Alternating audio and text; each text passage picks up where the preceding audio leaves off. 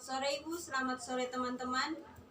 Kami dari kelompok 2 ingin mempresentasikan hasil kerja kelompok kami. Soal pertama, apa yang Anda pahami tentang rancangan percobaan? Perancangan percobaan atau rancangan percobaan adalah kajian mengenai penentuan kerangka dasar kegiatan pengumpulan informasi terhadap objek yang memiliki variasi berdasarkan prinsip statistika. Bidang ini merupakan salah satu cabang penting dalam statistika inversial dan diajarkan di banyak cabang ilmu pengetahuan di perguruan tinggi karena berkaitan erat dengan pelaksanaan percobaan.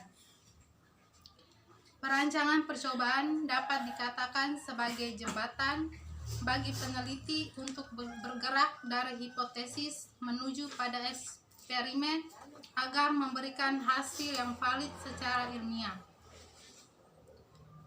Nomor 2, sebutkan dan jelaskan rancangan-rancangan dasar yang Anda ketahui. Yang pertama, rancangan acak lengkap. Diterapkan pada percobaan yang dilakukan pada lingkungan homogen. Perlu dijelaskan di sini bahwa yang disebut lingkungan adalah faktor-faktor lain di luar faktor yang sedang diteliti. Dalam percobaan RAL, setiap unit percobaan diacak secara sempurna tanpa dibatasi oleh blok tersebut. Yang kedua, rancangan acak kelompok. Diterapkan pada percobaan yang dilakukan pada lingkungan tidak homogen. Misalnya percobaan-percobaan yang dilaksanakan di lapangan di mana terdapat satu sumber keragaman di luar faktor penelitian. Yang ketiga, rancangan bujur sangkar latin. Diterapkan pada percobaan yang dilakukan pada lingkungan tidak homogen di mana terdapat dua sumber keragaman di luar faktor penelitian. Yang keempat, seimbang. Suatu percobaan dilakukan seimbang jika setiap perlakuannya memiliki jumlah ulangan yang sama. Kelima, tidak seimbang. Suatu percobaan dikatakan tidak seimbang jika ada perlakuan yang memiliki jumlah ulangan tidak sama dengan perlakuan lainnya. Yang keenam, tunggal. Percobaan tunggal adalah suatu percobaan di mana hanya ada satu faktor yang dicobakan sedangkan faktor lainnya dibuat sama. Yang kedelapan, faktorial. Percobaan faktorial adalah suatu percobaan di mana dalam suatu keadaan atau unit percobaan dicobakan secara bersamaan dari beberapa atau dua atau lebih. Yang kesembilan, kesederhanaan. Percobaan sederhana adalah suatu percobaan yang dirancang sedemikian rupa sehingga setiap perlakuan dikenakan pada masing-masing rancangan dasar yang sesuai. Pada pola sederhana dapat diterapkan baik pada percobaan tunggal maupun percobaan faktorial. Yang ke-10, nested atau tersarang. Percobaan faktorial tersarang bukan disebabkan oleh pola pengacakan, melainkan sebagai akibat dari sifat-sifat faktor yang dicobakan. Pola tersarang melainkan tersarang lazim ditemukan pada percobaan dengan faktor kualitatif yang dikombinasikan dengan faktor kuantitatif, di mana faktor kuantitatif merupakan bagian yang tidak terpisahkan dari faktor kualitatif. Soal ketiga. Buatlah soal cerita atau kasus tentang percobaan dalam biologi perikanan dengan menggunakan uji normalitas, uji Liliford, uji kemiringan, uji kelancipan.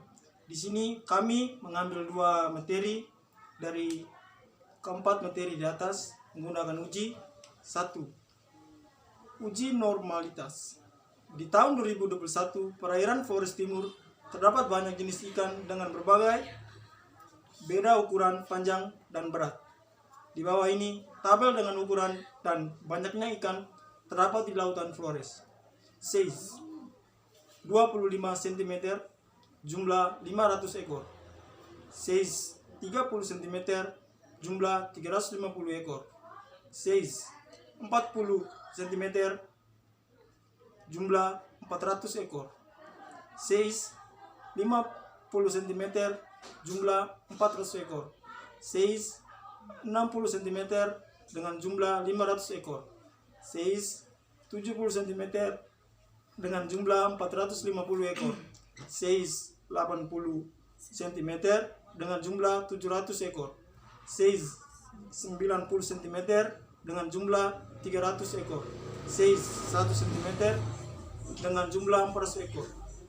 2. Uji daily fold. Berdasarkan data dari TPI Larang Tuka, data berat ikan yang diambil sebagai berikut: 46 kg, 57, 52, 63, 70, 84, 52, 54, 46, 65, 54, 68, 71, 69, 61, 65, 68. 3. Uji kemiringan. Tentukan derajat kemiringan dan jenis dari data berikut: 8, 8, 3, 5, 4, 9, 4, 6, 8, 10. Uji kelancipan atau keruncingan.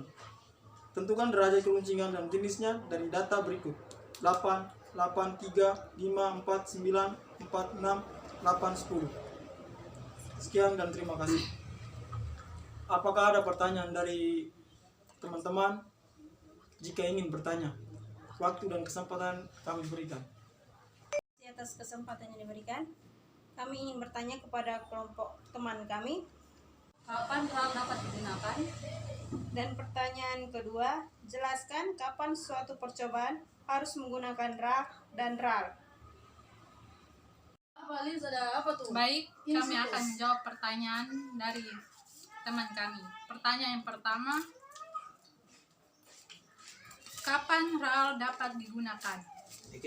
Jawab, RAL digunakan jika kondisi unit percobaan yang digunakan relatif homogen. Percobaan ini umumnya dilakukan di laboratorium atau rumah kaca dengan melibatkan sedikit unit percobaan.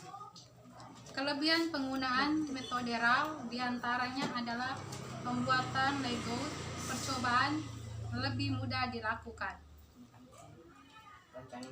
Baik, saya akan menjawab pertanyaan kedua. Jelaskan kapan suatu percobaan harus menggunakan RAL dan RAL. RAL digunakan untuk percobaan-percobaan dengan satu-satuan dan bahan-bahan percobaan yang seragam.